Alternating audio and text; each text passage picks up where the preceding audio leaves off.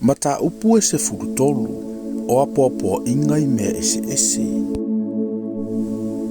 Ia tu maule fe alofani o le ausu, aua le ngalo le alofa I tangata ese, awa o lea watalia ai e isi o angelu ma le leiloa. Ia manatua e uononotia, peise I uononotia o tou fatasi ma I latou. Ia manatua fo I e wanga le angaina, awa o lo o ilitino fo I o tou.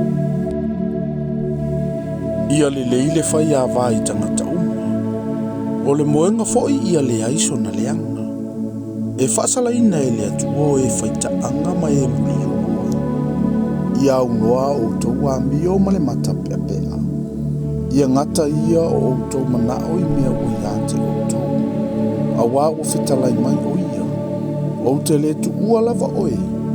O te le tu lafua I lava iate oe. O le mele tātou te mawhai ai o na whai atu ma le whaamarusi. O le ali o lo ofiso soani ia. O te le fefe lava I se mea e whai e tangata ia te au. Iau tō manatua o tō taitai. O e ua folfola atu le awhio ngā le atua ia te o tō. Ia o tō whaawa o li o lātou whātua tua. Ma ia ma whau le I unga o a lātou amio. O Yesu ke riso e le liu lava ia o ananafi, ma le aso, e o foi le whaavavau.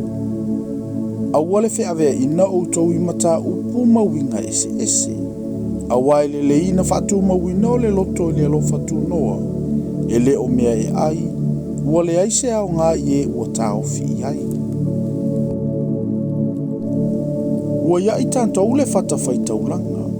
E le tatau ona ai I mea o iai e o au auna I le whale wheta whai.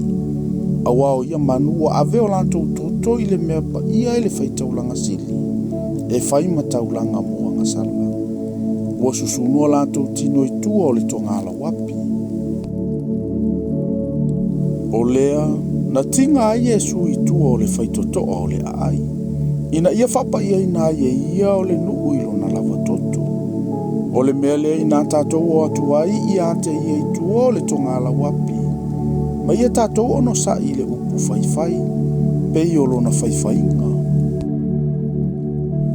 Awa ua le aiso tātou a aitu mau I nei, awa tātou sa I li le antali.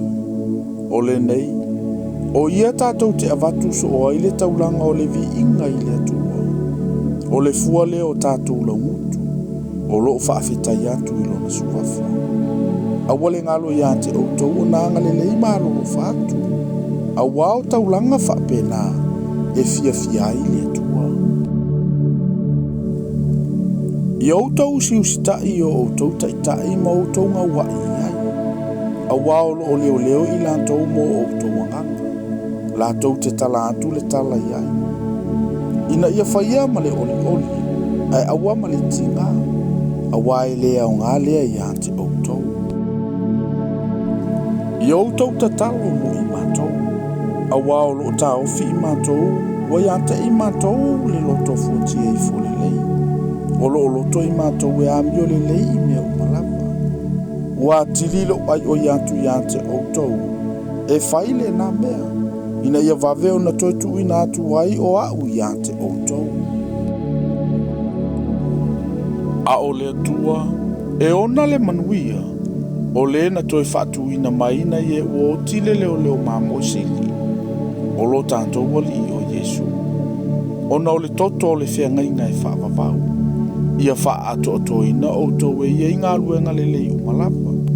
Ina iau tau whaialo na finangalo, ia ngā lue o ia I totonu I ante o tau le mea e mali I ona luma, ona o Yesu ke risu. Ia ia te ia le vi inga I whaavavau lava. Amene. Le au soe, o te ai o iatu I ante o tau. I o tau talia le nei upu apoapoai. A wafo I wa o tusi whaasasa atu I ante o tau. I o tau I loa watu ina atu lo tātou uso Timoteo. A whai e vavesau ia. Ma te asia si atu I ante o tau maia. ua ou alofa atu i o outou taitai uma, a toa ma le aupa ia uma lava. O loo alolofa atu i latou o i Italia ia te outou. Ia te outou uma le alofa tu noa. Amene.